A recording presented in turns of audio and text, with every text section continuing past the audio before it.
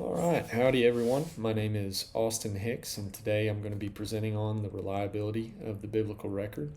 Specifically, we'll be looking at manuscript and archaeological evidence to determine if the Bible stands up to the same level of historical scrutiny as any other ancient text. So here's the rub. Many people today view the Bible as more of a game of telephone rather than actual history. The idea being that over thousands of years, the original message was either lost or corrupted. Our goal today is to move past that sentiment and instead look at the tangible data. The question is the Bible history or mythology? To answer that question, we have the following tests. So the first way that we measure reliability is through the bibliographical test, which looks at the number of surviving original manuscripts in our possession. In the case of the New Testament, we have over 5,800 Greek manuscripts and an additional 20,000 translations. Now, to give some context on why that figure is significant, all we have to do is look at the runner-up. Homer's Iliad is the second best preserved work of antiquity, and it survives on only 1,800 original copies. Many other famous works, like that of Herodotus or Tacitus, survive on only a handful of copies, sometimes fewer than 20. So we're not just ahead of the curve. The New Testament is in a completely different statistical league. No other work of antiquity comes close to this level of documentation. Now, to drive this point further home, on this slide, we have a table comparing ancient historical texts and their respective backup documentation specific to quantity and arguably quality. Beyond the number of copies in our possession, we also have to look at the time gap between the original writing and our earliest manuscript copies. Now, in most ancient works, you're going to have a time gap of 1,000 years or more. In the case of the New Testament, specifically with fragments like P52, these date to within 30 to 40 years of the original writings.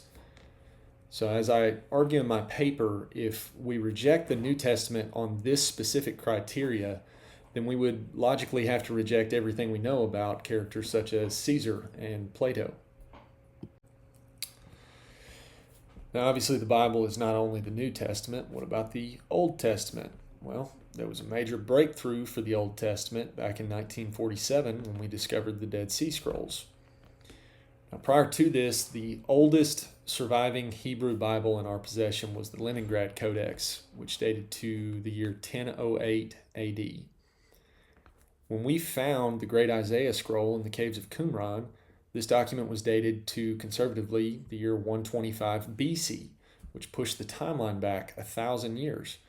Now, despite this 1,000-year timeline, the only variations found were minor spelling differences or grammatical slips of the pen. Not a single major doctrine or historical event was altered. This would at the very least suggest an incredible, if not supernatural, level of care in terms of preservation of these documents and their contents over the centuries. Now, having dealt with the telephone game in terms of was the message lost or corrupted, we can look at the message itself internally and look for sources that support reliability. One kind of tongue-in-cheek way to look at it is the criterion of embarrassment. If you're inventing a myth to gain power, you're most likely not going to include details that would make your leaders look foolish, such as Peter's denial, or in multiple instances, the disciples' lack of faith. More blatantly, look at the timeline of the resurrection. In the first century, a woman's testimony was generally not admissible in a court of law. So if you were doctoring evidence in order to make it more believable for a skeptical audience, your first witness is going to be someone high-ranking in the culture, like a Nicodemus or Joseph of Arimathea. Considering the cultural context of this time in this place, including the women was something of a historical hiccup that actually points to the account's authenticity.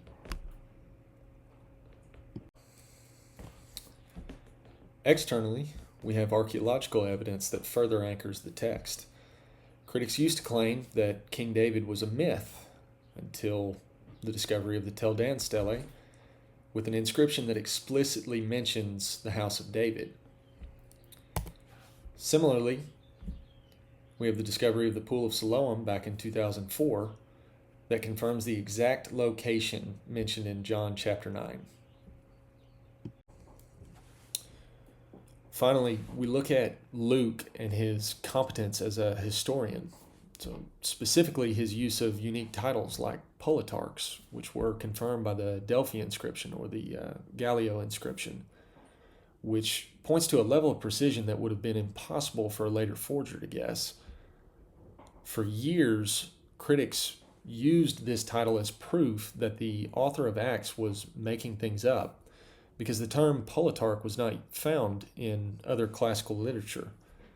When archaeologists unearthed this term on a first century arch, it proved that Luke wasn't just a theologian, he was a world-class historian with boots-on-the-ground knowledge of obscure terms such as Roman municipal titles. Now, having looked at the manuscript counts, the archaeological hits, and the internal consistency, we have to ask the question, so what?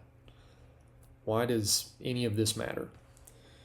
Well, it matters because it shifts the conversation from blind faith to informed trust.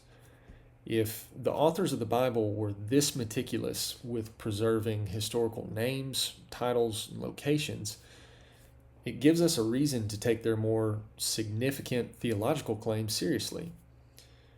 We see a record that hasn't been smoothed over by time or redacted by later power seekers. Instead, it's raw and preserved and invites the scrutiny of the modern world rather than fears it. So, in conclusion, the data shows that biblical reliability is not just a matter of faith, but it's a data-driven conclusion. While minor manuscript variants exist, they do not in any way compromise the core doctrines. The Bible provides a historically grounded foundation for the Christian worldview. Again, my name is Austin Hicks, and this has been my presentation on the historical reliability of the Bible. I appreciate your time.